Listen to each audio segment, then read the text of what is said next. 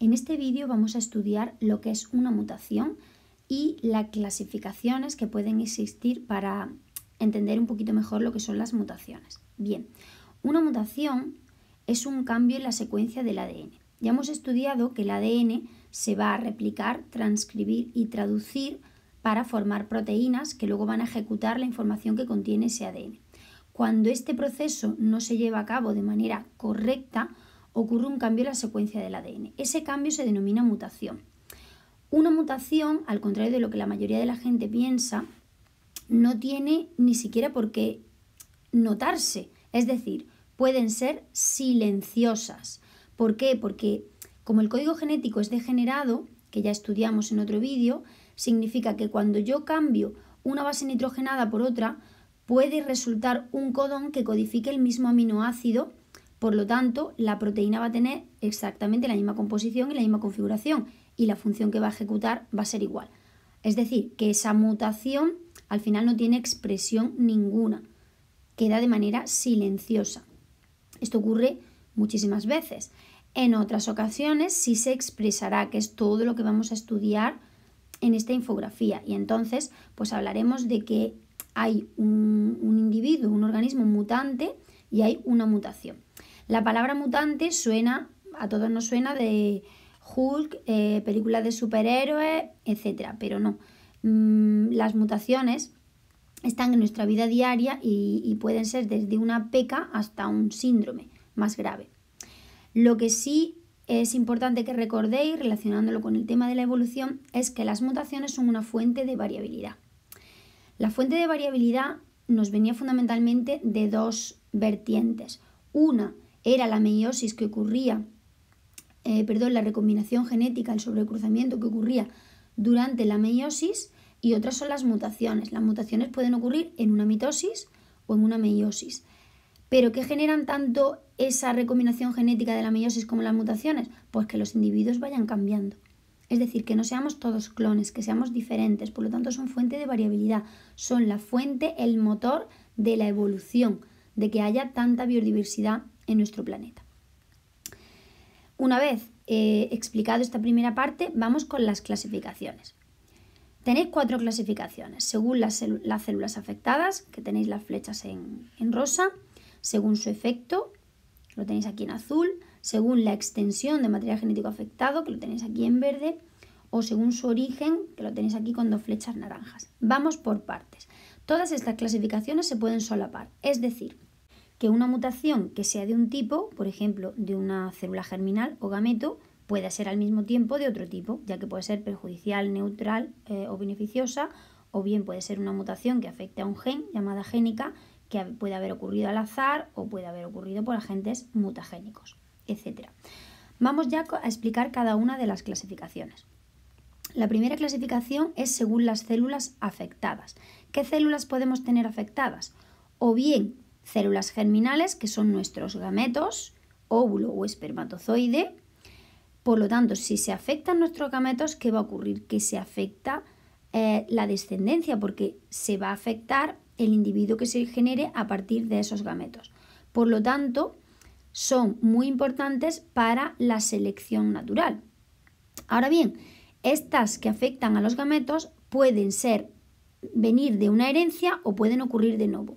Es decir, que puedo heredarlo de mi padre, por ejemplo, en este caso, porque sus células ya estén afectadas y entonces su gameto, su espermatozoide va a estar afectado y yo lo heredo. Pero puede ocurrir que en mi familia nunca haya existido esa enfermedad y sin embargo se genere un gameto, óvulo o espermatozoide que haga que la enfermedad aparezca de nuevo en mí. Tanto las de nuevo como las que ya venían de previas en la familia, las dos ya a partir de ese momento van a ser heredables. Pero una, como he explicado, viene de que ya la tiene la familia con antecedentes familiares y otra simplemente aparece de nuevo. Esas son las que afectan a las células germinales, pero luego están las que afectan a las células somáticas, que son todas aquellas células que no son óvulo o espermatozoide. Van a afectar a quién? Solamente al individuo. ¿Por qué? Porque al no estar en sus gametos, óvulo y espermatozoide, no van a ir a sus descendientes, por lo tanto no son heredables y no juegan un papel fundamental en la evolución. Se suele pensar que las mutaciones somáticas son menos graves que las que afectan a los gametos. Puede ser, por ejemplo, aquí tenéis una mutación somática que es que esta niña, por ejemplo, tiene un ojo de cada color o este gato tiene un ojo de cada color.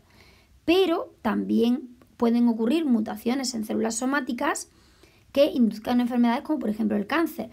Tenemos el caso de los protoncogenes, que los tenéis aquí, que son unos genes que en una célula que no existan esos protoncogenes, pues se divide de manera normal, y sin embargo en una célula que existan esos protoncogenes, una célula somática, las células se empiezan a dividir de manera alocada y generando células anormales que van ocupando el sitio de las células normales y generan un tumor maligno que es un cáncer. Por lo tanto, las mutaciones que afecten a células somáticas, aunque solo afecten al individuo, también pueden ser perjudiciales.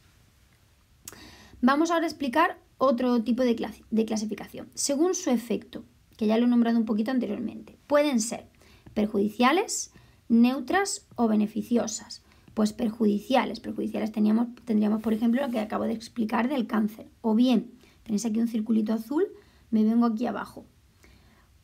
Este tipo de enfermedades, aquí tenéis la distrofia miotónica o bien una atrofia muscular espinobulbar. Todo lo que genere síndromes y enfermedades pues serán mutaciones perjudiciales. Mutaciones neutras, pues son aquellas que ni fu ni fa, ni te originan un beneficio ni un perjuicio. Por ejemplo, la presencia de pecas, una peca es una mutación, o tener ojos de cada color, como hemos visto anteriormente en el gato y en la niña. Y luego están las beneficiosas. Las beneficiosas juegan un papel fundamental en la evolución. ¿Qué pasa? Que estas mutaciones beneficiosas van a tardar un tiempo en verse, porque las mutaciones aparecen, pero hasta que se ve su efecto transcurre un tiempo. Aquí tenéis el ejemplo de la polilla Viston betularia. La polilla Viston betularia en un principio era blanca porque la corteza del árbol donde ella se posaba era blanca.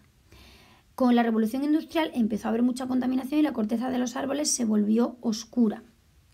¿Qué ocurrió? Pues que hubo una mutación que a algunas, aquí lo que pasa, la estoy redondeando para que la veáis, apareció una mutación en una polilla que la oscureció. Al oscurecerla le daba una ventaja evolutiva porque al posarse sobre el árbol ya los depredadores no la veían porque era del mismo color que el árbol. Se vio que se tardó bastante tiempo, al cabo de unos 30 años, que la población predominante ya era negra, ya no eran blancas. Ahí tenéis un ejemplo de una mutación beneficiosa, pero como digo, tardan tiempo en poder corroborar si esa mutación va a ser beneficiosa o no. Vamos con el siguiente tipo, según la extensión del material genético afectado. Bien, si se afectan solamente de 1 a 100 bases nitrogenadas de cambio en el ADN, aquí tenéis, por ejemplo, una A se sustituye por una G, cuando sabéis que la A no debe ir con la G, debe ir con la timina, pues aquí se pone una A con una G. Solamente esos cambios pequeños se denominan génicas, porque afectan a un gen. Ejemplo de mutaciones génicas tenemos, por ejemplo, la anemia falciforme, que está originada por un cambio solo en una base nitrogenada. En lugar de tener un glóbulo rojo normal, tenemos un glóbulo rojo con forma de hoz que se acumula y no circula tan bien y genera problemas en las personas que lo tienen. O, por ejemplo, la miopía. La miopía también es una mutación génica y también es un cambio solo en una base nitrogenada. Si tenemos un cambio ya en muchas bases nitrogenadas, sería cromosómica. De 100 a miles de bases nitrogenadas tendríamos una mutación cromosómica. Las tenéis aquí. Aquí tenemos un cromosoma normal. Si el cromosoma le falta una parte, sería una delección. Veis que le falta la parte superior.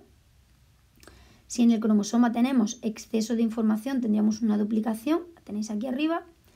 Aquí ha habido una inversión en el orden de los genes. Si miráis el original, veis que es A, B, C, D, E. Pues aquí se ve que está trastocado. A, E, D, C, B. Por lo tanto hay una inversión. O puede ser una translocación con otro cromosoma que no sea su homólogo.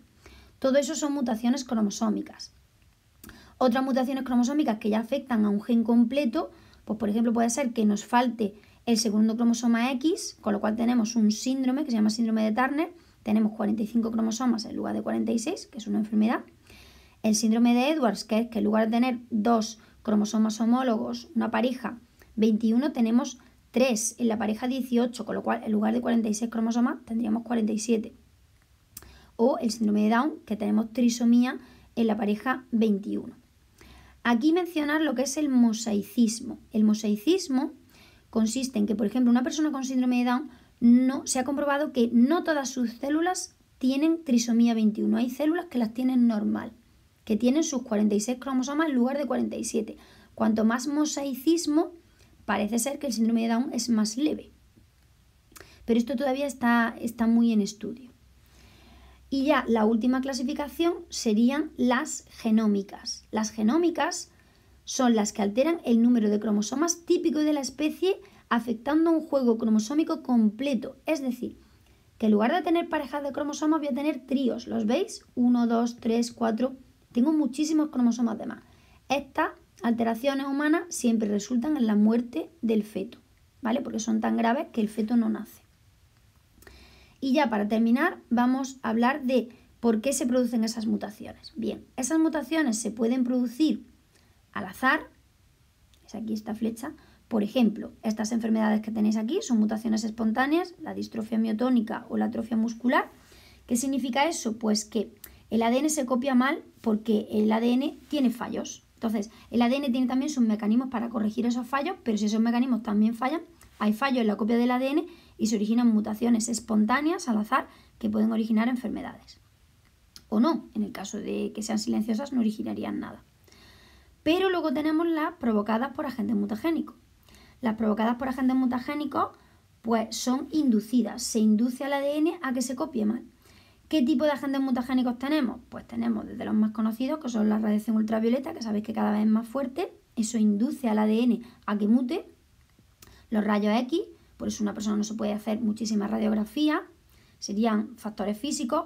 Otros factores químicos serían, por ejemplo, todo lo que contiene el tabaco, tiene muchísimos agentes mutagénicos. El peróxido de benzoito, que se utiliza para, por ejemplo, para el acné, pero hay que utilizarlo de manera muy controlada porque también es mutagénico. Los nitratos y los conservantes que hay en la industria alimentaria o se utilizan en la industria agrícola. El asar la carne crea químicos mutagénicos en la comida. Todos serían químicos. Y el estrés. Bueno, el estrés no sería ni físico, ni químico, ni infeccioso. Sería algo interno, pues, nuestro, intrínseco, que cuanto más estrés tenemos, está relacionado con que nuestro ADN muta más. Y luego tendríamos, por último, los agentes infecciosos. Tenemos desde el virus del papiloma humano hasta el Helicobacter pylori. Y luego también tenemos otro tipo de agentes mutagénicos que son los denominados elementos transponibles. Los tenéis aquí. Bueno, los elementos transponibles, por explicarlo así de una manera sencilla, digamos que lo mismo que hay personas que les gusta estar en casa y personas que les gusta viajar, pues digamos que hay ADN que se está quietecito y hay ADN que es como saltarín, como saltimbanqui, como viajero. Esos son los elementos transponibles que fueron descubiertos por esta científica estadounidense, Barbara Clintock, estudiando el maíz. Tenéis aquí una foto del maíz. Y se vio que estos elementos transponibles pues, se clasifican en dos tipos, los transposones y los retrotransposones. A unos les gusta cortar y pegar ADN y a otros copian y pegan ADN. Y van saltando en la secuencia de ADN de un sitio para otro. Con lo cual, lo pone aquí, son capaces de alterar muchas formas en la expresión de nuestros genes o de generar mutaciones. Y por lo tanto son potenciales elementos evolutivos, son bombas generadoras de evolución. Bien, pues espero que con estas clasificaciones hayáis entendido un poquito mejor lo que son las mutaciones y las consecuencias que tienen.